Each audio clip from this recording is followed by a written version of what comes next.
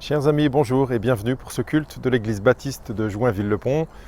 Aujourd'hui, il fait beau et j'en profite pour venir tourner. Je suppose que vous avez reconnu derrière moi, ce sont des arbres et je suis donc dans le bois de Vincennes pour tourner. C'est vraiment pas loin de l'église, à peine 2 km en vélo et c'est super pratique. Alors je suis là pour vous accueillir.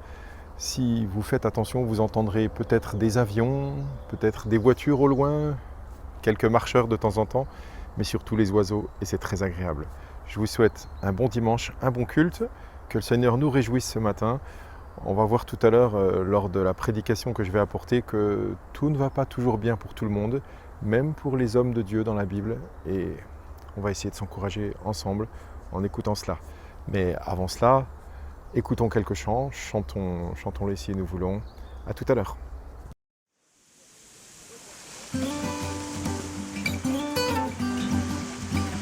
Oh, quel beau soleil dans mon âme, il éclaire, illumine tout. À ses rayons, mon cœur s'enflamme et je vais chantant partout. Dans mon âme, un beau soleil brille, son rayon doux et joyeux répand un éclat qui scintille, c'est le sourire de Dieu. Oh, quel beau soleil dans mon âme, il éclaire, illumine tout. À ses rayons, mon cœur s'enflamme et je vais chantant partout. Mon cœur était plein de ténèbres quand parut un jour nouveau. Au loin fuyaient ombres funèbres devant un soleil si beau. Oh, quel beau soleil dans mon âme, il éclaire, illumine tout. À ses rayons, mon cœur s'enflamme et je vais chantant partout.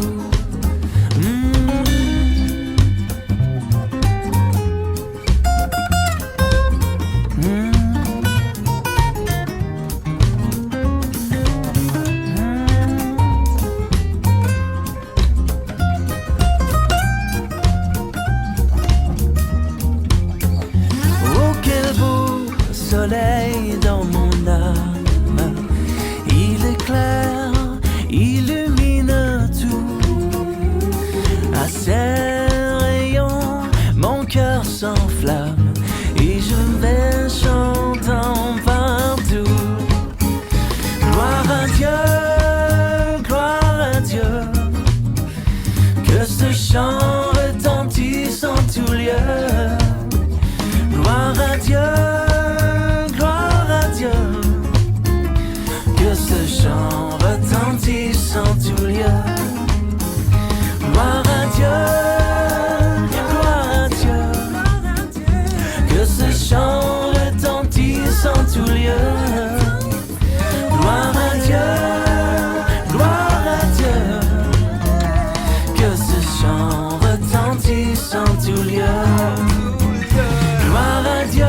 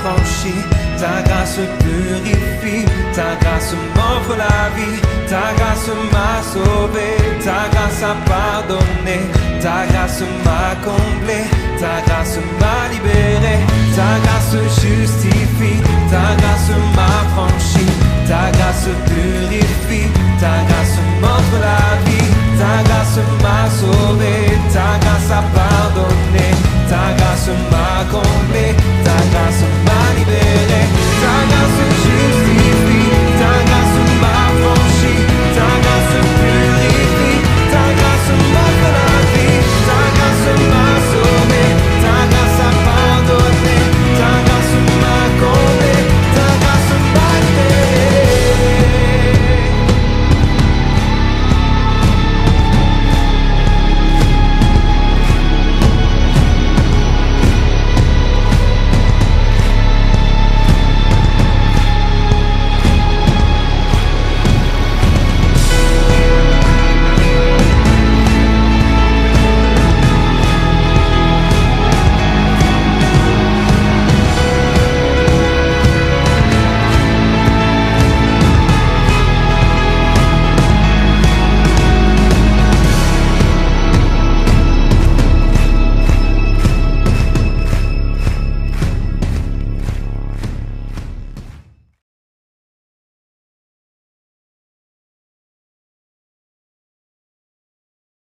Toujours en apprenant à lire les différents genres littéraires présents dans la Bible, on va commencer par parler du récit biblique.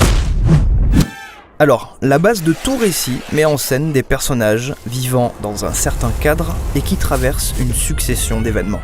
C'est le choix et l'agencement de ces événements par un auteur qu'on appelle le scénario. Tout scénario commence avec un personnage vivant dans un certain cadre, jusqu'à ce qu'intervienne une nouvelle donne ou un fait inattendu, causant des problèmes qui finissent par mener à un défi de taille. Une fois résolu, le personnage en ressort transformé et adopte un nouveau mode de vie.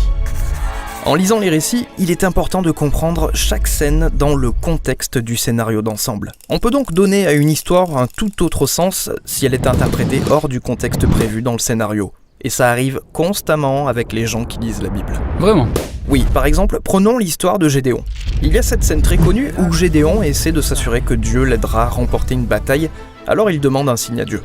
Oui, Gédéon pose une toison de laine sur le sol et demande que la rosée du matin humidifie seulement la toison, en laissant le sol tout autour totalement sec. Et Dieu l'exauce. Et maintenant, si on analyse seulement la scène, quel défi peut-on identifier ? Comment Gédéon peut-il être certain de réussir ? Et la résolution ? Mettre Dieu à l'épreuve en lui demandant un signe pour savoir. Oui, c'est exactement de cette manière que la plupart des gens lisent cette partie et passent à côté de l'histoire, parce qu'ils ne tiennent pas compte du scénario dans son ensemble. Ah oui. Et oui, reprenons donc depuis le début pour remettre l'histoire dans son contexte. Au début de l'histoire, Gédéon et les Israélites vivent dans la peur, car ils sont oppressés par un peuple envahisseur, les Madianites. Je vois. Ensuite arrive le moment où ils passent à l'action. Dieu donne à Gédéon la mission de vaincre les Madianites pour sauver Israël. Ah oui, ça promet de donner une bonne histoire tout ça. Mais ensuite Gédéon n'arrête pas d'hésiter. Il demande à Dieu de faire un tour de passe-passe à travers un signe pour que je sache que c'est vraiment toi qui me parles. Et Dieu s'abaisse à son niveau. Il lui envoie un signe en allumant ce feu sur un autel. Donc Gédéon avait déjà demandé un premier signe. Et ce n'est pas tout. Dans la scène suivante, Dieu dit à Gédéon de détruire un autel bâti à une idole, mais Gédéon a tellement peur qu'il le fait de nuit. Donc Gédéon est méfiant et aussi un peu lâche sur les bords. On en arrive ensuite au moment où Gédéon s'apprête à affronter les Madianites, alors que son hésitation ne l'a pas quitté. Il demande donc un autre signe, la toison. Il dit « Je veux savoir si tu sauveras Israël par ma main. » Et Dieu lui envoie le signe en question. Mais il continue de douter et demande encore un signe qui est simplement une variante du signe précédent.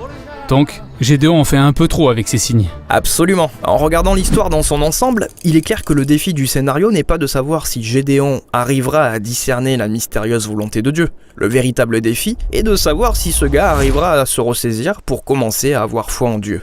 Eh bien, dans ce cas, quelle est la résolution ? Il faut continuer à lire pour le découvrir. Gédéon rassemble une armée forte de 30 000 soldats pour combattre les Madianites. Et Dieu lui dit « Pas question, il y a beaucoup trop d'hommes ». Il réduit l'armée à 300 hommes. Pourquoi un tel choix ? Eh bien, Gédéon n'a pas cessé de mettre Dieu à l'épreuve, alors Dieu lui renvoie l'ascenseur. Il dit à Gédéon d'armer ses 300 soldats de trompettes et de torches pour ensuite encercler les Madianites de nuit, tout en faisant un énorme vacarme depuis les collines. Ça semble ridicule, mais Gédéon le fait quand même. Tout le bruit qu'ils font terrorise les Madianites qui, pris de frénésie, s'entretuent dans l'obscurité pendant que Gédéon les observe tranquillement depuis les collines. Donc cette histoire ne donne pas au lecteur des astuces pour discerner la volonté de Dieu. Non, elle parle de l'engagement de Dieu à utiliser des hommes faibles et imparfaits pour accomplir des choses qu'il n'aurait jamais imaginées. Je vois. Donc les scènes courtes comme celle de Gédéon avec la toison sont combinées à d'autres scènes pour composer le scénario d'ensemble. Et le fait d'identifier le défi et sa résolution dans le scénario nous aide à comprendre le message que l'auteur cherche à faire passer. Ceci étant, l'histoire de Gédéon fait partie d'une série d'histoires relatant elles aussi les faits de ces dirigeants imparfaits et souvent discutables que sont les juges.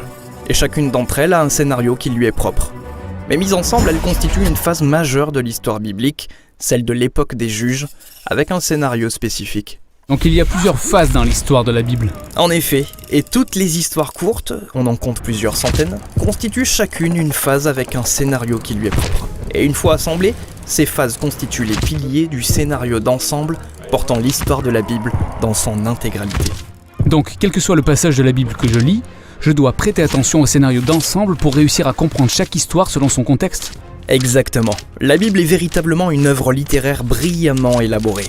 Ainsi, tous ces petits scénarios se chevauchent les uns les autres en intensifiant le suspense. Et en prenant du recul pour avoir une vision d'ensemble, on réalise comment elles s'imbriquent parfaitement dans la seule et même histoire qui mène à Jésus.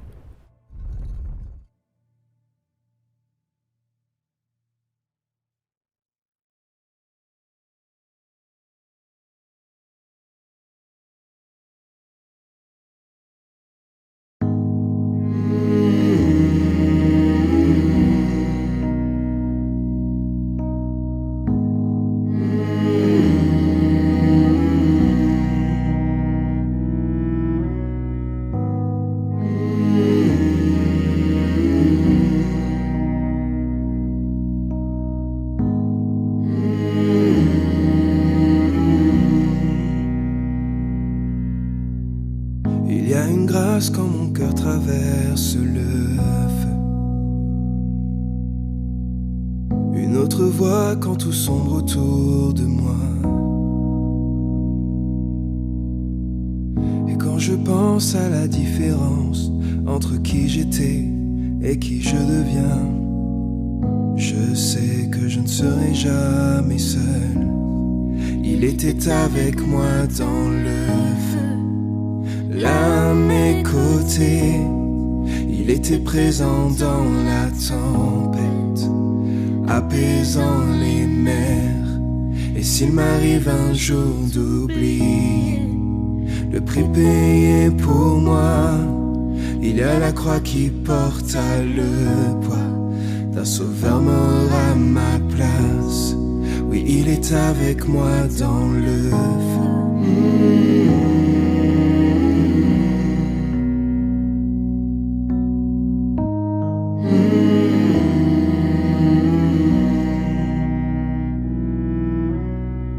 Toute ma tête a quitté, oui, à tout jamais.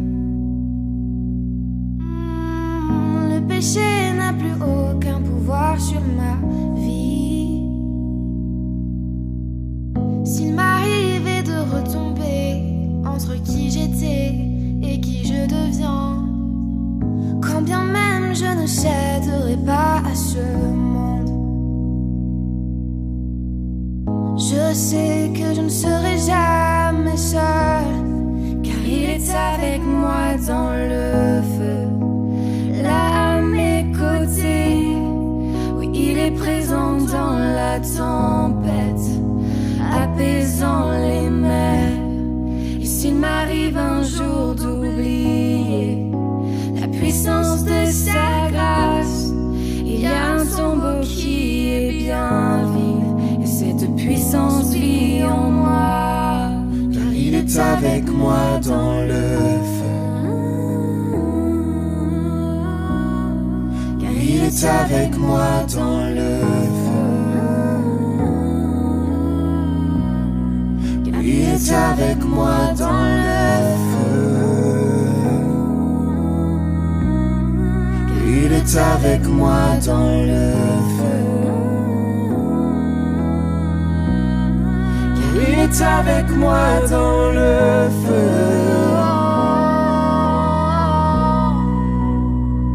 Je vois la lumière dans les ténèbres, alors qu'elle fuit devant lui. Et j'entends dans les cieux un rugissement quand sa gloire nous envahit. Je sens la terre trembler là sous nos pieds, alors que les murs s'effondrent. Rien ne peut nous séparer, rien ne peut nous séparer.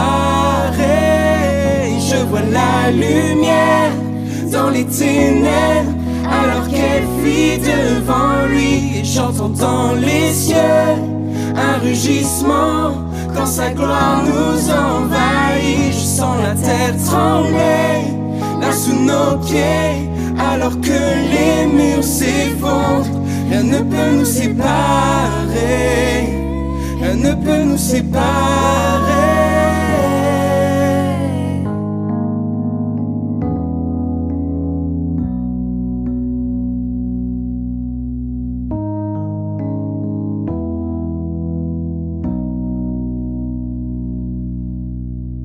Il n'y a aucun autre nom comme le nom de Jésus.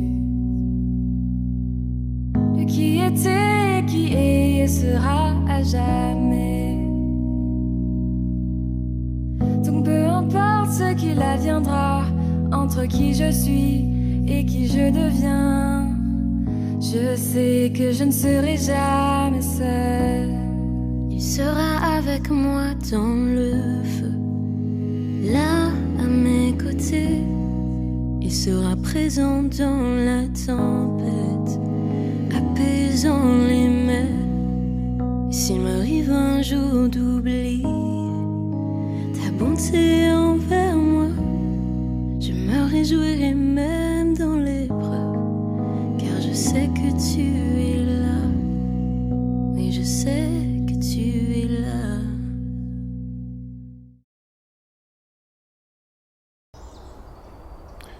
Si vous suivez l'actualité, vous n'avez pas manqué de voir que beaucoup de personnes sont angoissées en ce moment, déprimées, découragées. Certains pensent au suicide. Enfin bref, le monde, c'est pas que la France, mais le monde va encore mal.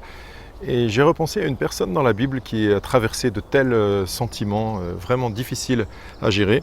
Alors je vous parle de cet homme et je vous laisse deviner. Je vous le décris un peu à un moment de sa vie. Il souffre, il a peur, il est découragé et il veut mourir. Vous avez deviné? C'est dans l'Ancien Testament. C'est pourtant un homme de Dieu, un prophète qui parlait au nom de l'Éternel et qui a accompli même des miracles. Et à un moment de sa vie, il est dans cette situation. On trouve cela donc dans le premier livre des rois au chapitre 19. Je vous lis juste un extrait, le verset 4. « Il marcha toute une journée dans le désert, puis il s'assit sous un genêt et demanda la mort en disant « C'est assez maintenant, Éternel, prends-moi la vie. » Alors Élie, le prophète, n'a pas toujours été dans cet état. Bien au contraire, même son histoire nous montre, s'il fallait des preuves, que même les hommes, les femmes de Dieu, ceux qui sont proches de Dieu, peuvent vivre des moments difficiles. Aujourd'hui, beaucoup sont fragilisés, je le disais en introduction, à cause de la crise, de la pandémie, des maladies, de toute la peur de l'avenir, l'inquiétude, le manque d'argent, le manque de sommeil, ça crée beaucoup de choses, manque de personnes, la solitude, tout cela, ça fait que beaucoup sont fragilisés. Et certains s'en sortent très bien, peut-être aussi parce qu'ils sont plus entourés et que tout va mieux pour eux, et d'autres vont beaucoup moins bien. On entend parler de personnes qui veulent se suicider, notamment on entend cela des étudiants, et c'est un phénomène nouveau et c'est vraiment dramatique. Élie, lui, ne s'est pas suicidé, mais on voit que dans ce passage-là, il était à un moment de sa vie où il a dit « c'en est assez », il s'est adressé à Dieu, après avoir marché toute une journée dans le désert, et il dit « c'en est assez, fais-moi mourir. Ouais, c'en est assez, Éternel, prends-moi la vie. » Pourquoi? Est-ce qu'il avait tout raté dans sa vie? Est-ce que c'était une succession de mauvaises choses, mauvaises nouvelles qui lui étaient arrivées pendant des mois, et puis il a fini par être dans cet état? Eh bien, on va voir que non. C'est suite à une parole d'une femme, la reine Jézabel, qu'elle a prononcée contre lui, et là, d'un seul coup, panique, et il a été complètement déstabilisé. C'est fou comme nos vies sont comme ça aussi. On peut être dans des moments où tout va bien, on se croit fort, stable, et puis une mauvaise nouvelle, une mauvaise parole, une blessure, quelque chose en fait, une petite chose dans le rouage et crac, ça va pas et on est vraiment pas bien, peut-être comme Élie. Alors vous trouverez son histoire si vous avez envie de la lire, c'est à partir du chapitre 17 dans le premier livre des rois. Vous savez qu'il y a 2 livres des rois, c'est pour ça qu'on dit un roi et 2 rois. Donc dans un roi, chapitre 17, et puis en continuant. Donc je vais juste vous raconter un peu cette histoire, et puis ça va nous amener jusqu'au moment où il est découragé. Donc il y avait un roi en Israël, vous savez que il y avait une séparation entre les 10 tribus du nord et les 2 tribus du sud, Benjamin et Juda. Et donc les 10 tribus du nord étaient gouvernées par un roi d'Israël. Et les rois d'Israël étaient tous mauvais. Mais alors il y en a un qui était pire que les autres.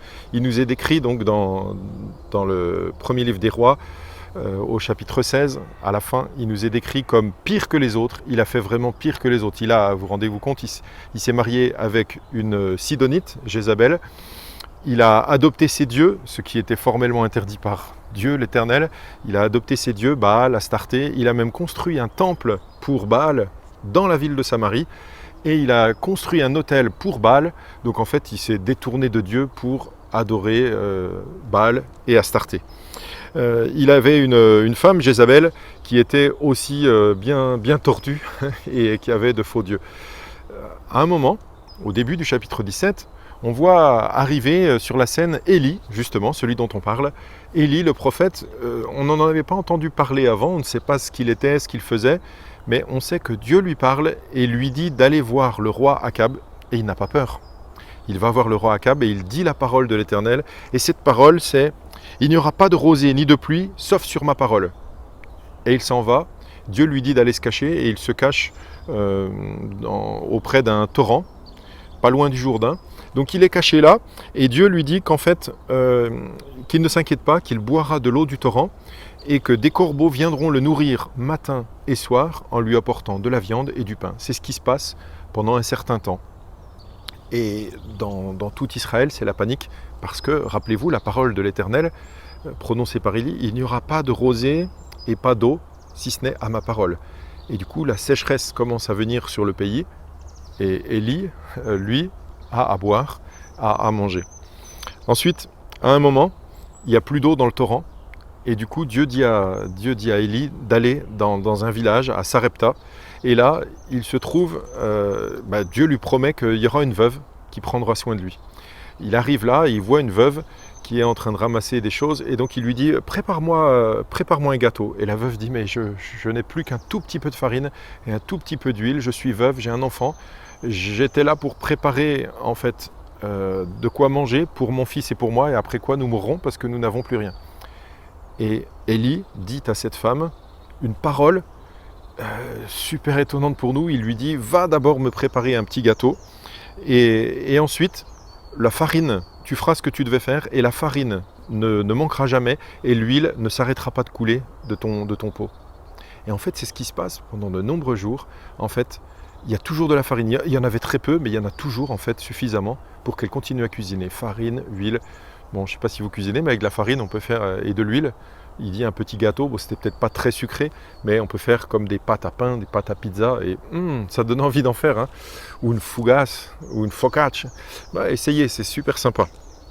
Enfin bref, la voilà qui mange, qui fait manger son fils, et Élie aussi peut manger. Mais malheureusement, à un moment, le fils de cette veuve meurt.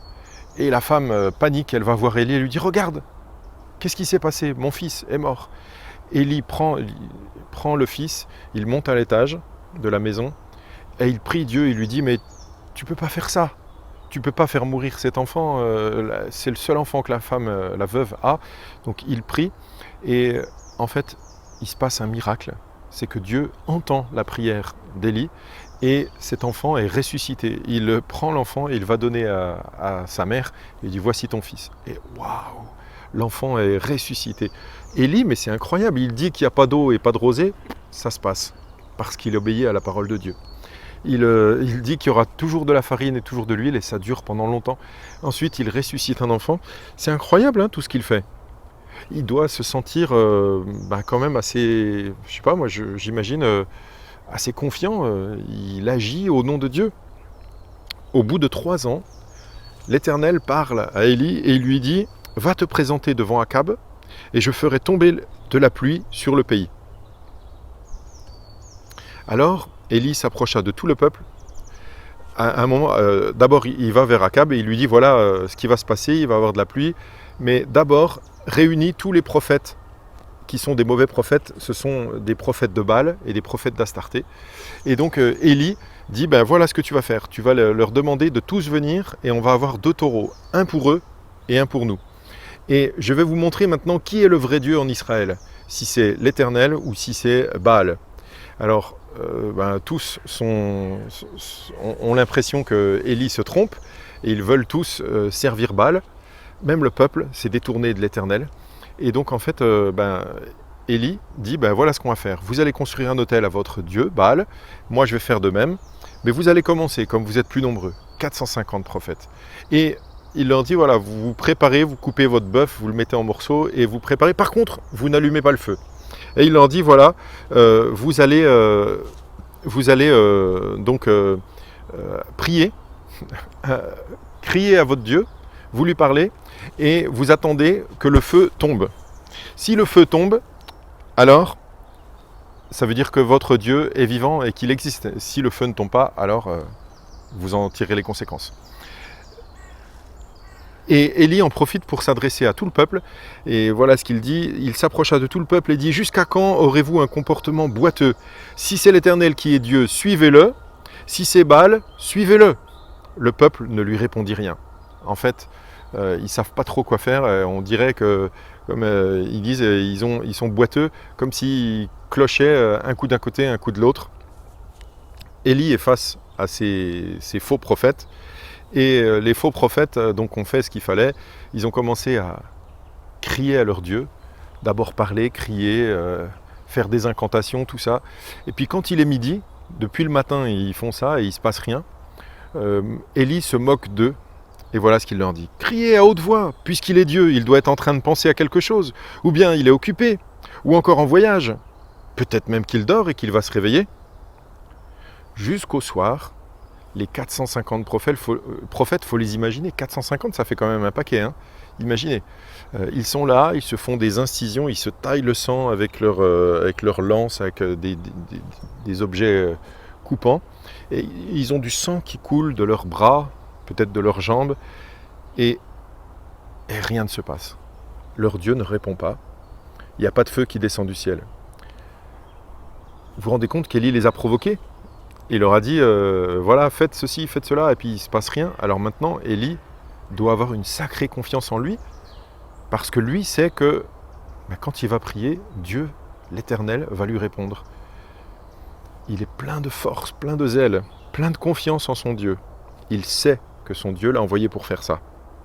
Alors, pour que ce soit bien marquant pour tous, que ce n'est pas le hasard et que c'est bien l'Éternel qui consume ce sacrifice-là, ce bœuf qui est coupé en morceaux, eh bien, après avoir construit donc l'autel avec 12 pierres représentant les 12 tribus et puis mis les morceaux de bœuf, et puis creusé une tranchée tout autour, Élie demande à ce qu'on prenne des cruches et qu'on arrose la viande, les pierres, et puis même le fossé qui est autour, et qu'on arrose, et il demande à ce qu'on le fasse 3 fois. Donc en fait, on met plein d'eau de partout. Vous avouerez quand même que quand vous voulez préparer un barbecue, par exemple chez vous, vous ne commencez pas par arroser avec plein d'eau, 3 fois pour être sûr que ce soit trempé. Si vous essayez d'allumer, ça ne prendra pas. Eh bien, Élie fait cela. Il demande à ce qu'il y ait plein d'eau. Et à ce moment-là, voilà la prière d'Élie devant tout le monde. Éternel, Dieu d'Abraham, d'Isaac et d'Israël, que l'on sache aujourd'hui que c'est toi qui es Dieu en Israël et que moi je suis ton serviteur, et j'ai fait tout cela sur ton ordre. Vous voyez, je vous l'avais dit. C'était l'ordre de Dieu qu'il vienne faire cela. Réponds-moi, Éternel, réponds-moi, afin que ce peuple reconnaisse que c'est toi, Éternel, qui es Dieu, et que c'est toi qui ramènes leur cœur vers toi. Et à ce moment-là, boum, le feu tombe du ciel et il nous est dit que tout est consumé. Le bœuf, les pierres, l'eau, tout ce qui est là, le bois, tout est consumé. À ce moment-là, grosse panique, tout le monde commence à penser mais c'est l'Éternel qui est Dieu, c'est l'Éternel qui est Dieu, oui c'est vrai. Et à ce moment-là, Élie va faire quelque chose, eh bien, il va tuer les 450 prophètes qui avaient détourné le peuple de Dieu. Le peuple s'était tourné vers eux et en fait, c'était proscrit par Dieu. Il ne fallait pas se détourner de lui. Et ces prophètes, des prophètes de malheur qui avaient détourné donc tout le peuple, eh bien, ils ont été éliminés par Élie. Élie n'a pas eu peur d'agir de la sorte. Et on pourrait dire c'est comme s'il avait fait quelque chose quand même d'assez extraordinaire. À ce moment-là, il a une confiance en Dieu très forte. Il vit des choses merveilleuses. C'est un grand homme de Dieu. C'est un grand prophète. Il parle de la part de Dieu. Il dit ce que Dieu dit.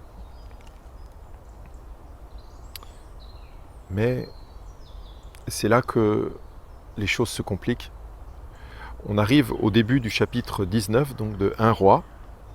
Et voilà ce qui est écrit. Akab, le roi, rapporta à Jézabel, sa femme, qui est reine, tout ce qu'avait fait Élie et la manière dont il avait tué par l'épée tous les prophètes. Jézabel envoya alors un messager à Élie pour lui dire « Que les dieux me traitent avec la plus grande sévérité si demain, à la même heure, je ne te fais pas ce que tu leur as fait. » Voyant cela, Élie se leva et partit pour sauver sa vie. Tiens, c'est curieux. Vous vous rappelez au début de mon message, je vous disais qu'Élie avait demandé la mort à Dieu. Il avait marché une journée dans le désert, il avait demandé la mort. C'est juste après, on va le voir. Mais en fait, on voit que s'il se sauve, c'est pour sauver sa vie. En fait, il avait peur pour sa vie parce qu'il y a eu la parole de cette femme. N'imaginez pas, comme des fois certains pourraient penser, oh, c'est que la parole d'une femme. Non, non, c'est une femme forte, c'est la reine d'Israël et sa parole a dû vraiment l'effrayer. Elle l'a menacé de mort, elle a dit, demain tu seras mort, en fait. Et donc il a eu peur pour sa vie et il s'est sauvé. Quelque chose qui peut nous choquer évidemment aujourd'hui et qui n'est pas du tout à encourager, c'est ces histoires de punition et de mort en fait. Élie qui tue les prophètes de Baal, Jézabel qui promet de le tuer, enfin ça parle beaucoup de mort. Hein. Aujourd'hui, dans l'Église, nous n'encourons jamais personne, jamais à tuer quelqu'un parce qu'il aurait fait le mal. C'est pas à nous de gérer cela, d'accord ? Donc dans le Nouveau Testament, Jésus dit bien d'aimer notre prochain, mais aussi d'aimer même ceux qui nous persécutent, d'aimer notre ennemi. Il ne s'agit absolument pas d'aller condamner et tuer ceux qui ne seraient pas d'accord avec nous, ceux qui feraient quelque chose qui nous déplaît ou qui déplaît à Dieu. Donc c'était l'Ancien Testament. On pourrait en parler une autre fois, vous pouvez poser des questions en commentaire si ça vous intéresse. Mais en attendant, voilà que Élie se sauve et qu'il a peur, qu'il est découragé. Eh bien, je lis juste après ce que je viens de dire. Donc, Élie se leva et partit pour sauver sa vie. Voyant cela, Élie se leva et partit pour sauver sa vie. Il arriva à Beersheba, une ville qui appartient à Juda, et il y laissa son serviteur. Quant à lui, il marcha toute une journée dans le désert. Puis il s'assit sous un genêt et demanda la mort en disant « C'est assez maintenant, Éternel, prends-moi la vie, car je ne suis pas meilleur que mes ancêtres. » Ah, au tout début de ma prédication, je vous avais caché la suite. Je vous avais dit que Élie dit « C'est assez maintenant, Éternel, prends-moi la vie. » Et j'avais caché la fin. En fait, Élie dit « Car je ne suis pas meilleur que mes ancêtres. » En fait, c'est très étonnant parce que Élie était quand même incroyable et quand il était devant les prophètes de Baal, il était le seul prophète à s'opposer à eux. C'est lui seul avec son holocauste et les 450 autres face à lui, plus les 400 prophètes d'Astarté. En fait, en vérité, il y avait 850 prophètes face à lui seul et il n'avait pas peur. Il était face au roi Akab qui était très méchant et il n'avait pas peur. Le roi Akab avait fait tuer les prophètes de l'Éternel et lui, il était là et il n'avait pas peur. Donc il était assez confiant quand même. Et il avait même dit qu'il était le seul en fait. Il pensait être le seul prophète. Alors on verra ça, c'est un peu plus loin.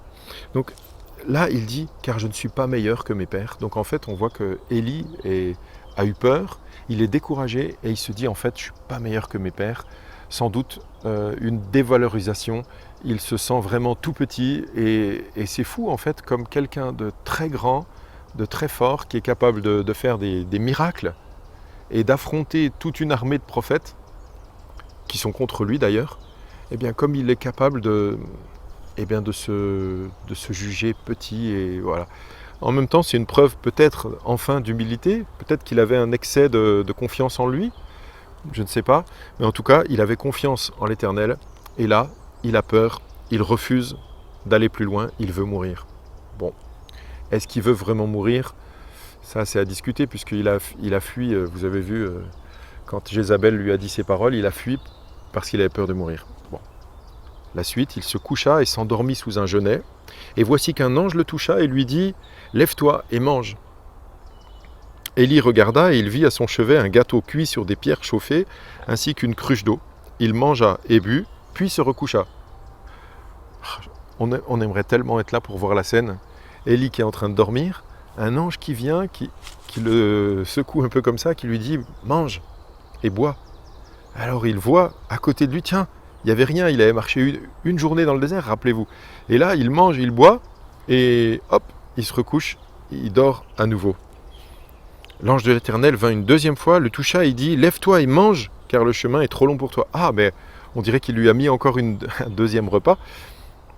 Il dit « Lève-toi et mange, car le chemin est trop long pour toi. » Il se leva, mangea et but, puis avec la force que lui donna cette nourriture, il marcha 40 jours et 40 nuits jusqu'à la montagne de Dieu, jusqu'à Horeb.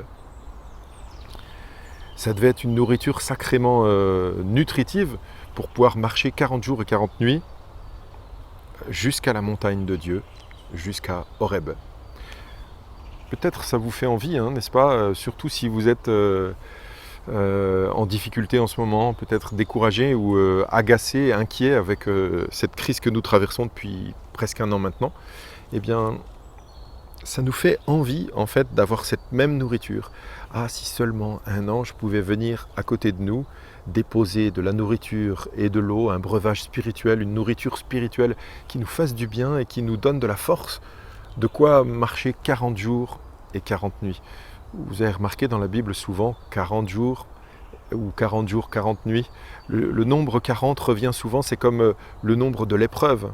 Jésus a été 40 jours et 40 nuits dans le désert. Le peuple a marché 40 ans dans le désert. Il y a souvent ce 40, ce nombre de l'épreuve. Eh bien, ici, il a eu cette force. Et nous, on rêverait d'avoir une force comme ça qui nous fasse du bien. Eh bien, c'est vrai, peut-être qu'un ange ne viendra pas forcément à côté de nous pour déposer à manger et à boire. Mais savez-vous que dans la Bible, le mot ange, c'est un mot qui veut dire en fait un envoyé, un messager, quelqu'un qui vient avec quelque chose, une parole. Donc ange et messager, c'est un peu la même chose. Peut-être qu'un ange, pour nous, ça pourrait être aussi un messager, quelqu'un qui vient avec une parole pour nous, quelqu'un qui vient nous encourager, une parole de Dieu pour nous qui nous redonne de l'assurance, qui nous redonne de la confiance, qui nous redonne envie et la force surtout de pouvoir marcher et continuer à vivre. Voulez-vous savoir ce qui va se passer ? Vous avez entendu que avec cette nourriture et cette eau qu'il a bu, Élie a eu la force et il marcha 40 jours et 40 nuits jusqu'à la montagne de Dieu. Je suppose que vous auriez envie de savoir, la montagne de Dieu, mais c'est où ? Si seulement je savais où est cette montagne de Dieu, j'aimerais y aller. Alors, vous voulez savoir ce qui s'est passé à cette montagne de Dieu ? Quand Élie est arrivé à cette montagne de Dieu, est-ce que Dieu a répondu à sa requête ? Est-ce qu'il l'a fait mourir là ? Est-ce qu'il lui a redonné à manger ? Est-ce qu'il lui a montré encore un ange pour lui donner quelque chose ? Est-ce qu'il lui a donné d'autres paroles ? Que s'est-il passé dans cette montagne ? Eh bien, je ne vais pas vous le dire aujourd'hui. Je vais simplement vous donner la référence, vous la rappelez, c'est dans le premier livre des Rois, au chapitre 19. Et je vous invite, si vous avez envie de savoir ce qui se passe à cette montagne de Dieu, de prendre le texte, pourquoi pas dès à la fin de ce culte, et de lire par vous-même et de découvrir ce que Dieu a dit ou fait avec Élie à ce moment-là. Si vous-même, vous avez besoin d'encouragement, si vous-même, vous avez besoin d'être stimulé, raffermi, eh bien, je vous invite à faire cet effort de prendre votre Bible et de lire 1 Roi, chapitre 19. Le Seigneur peut nous encourager et nous bénir grandement en lisant sa parole. Il peut nous encourager, nous bénir grandement aussi par un frère, une sœur, un ami qui va nous passer un coup de fil, nous rendre visite, faire quelque chose pour nous. Des paroles peuvent nous faire beaucoup de bien. Et je vous invite donc à penser aux uns aux autres. Prions les uns pour les autres. Et pourquoi pas un petit coup de fil. Je vous laisse, c'est la fin du culte. Ah tiens, je crois que j'entends un pivert. C'est super ici. Voilà, donc je vous laisse. Je vous souhaite un bon dimanche. Que le Seigneur vous bénisse. Je vous rappelle, 1 Roi, chapitre 19. N'hésitez pas à partager, commenter cette vidéo et pourquoi pas à vous abonner. À bientôt, bon dimanche. On termine par un culte. Ciao. On termine pas par un culte, on termine par un chant. Ciao, c'est le pivert qui me dérange. Bye bye.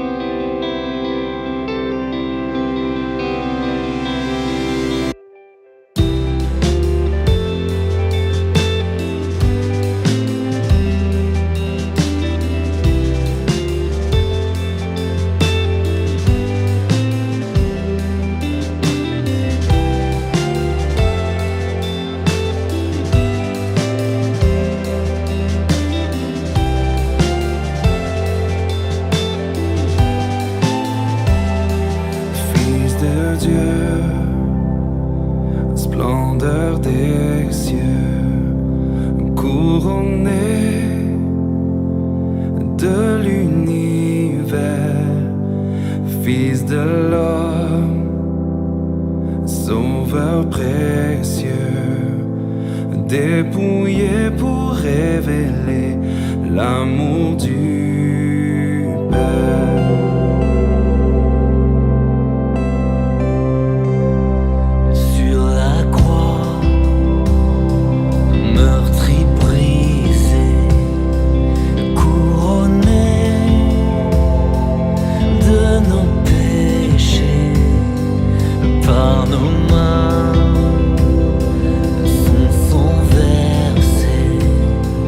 Crucifié pour révéler l'amour.